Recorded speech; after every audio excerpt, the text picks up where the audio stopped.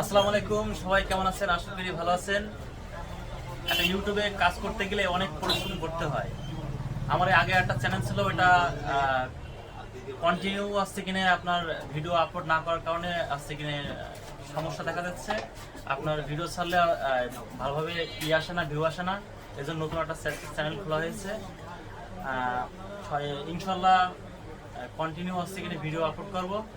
এবং আমাদের একজন সফল ইউটিউবার আমাদের রহমান ভাই, উনি আসছে কিনে 2-3 মাস আগে একটা পেয়েছে, সিলভার বাটন পেয়েছে।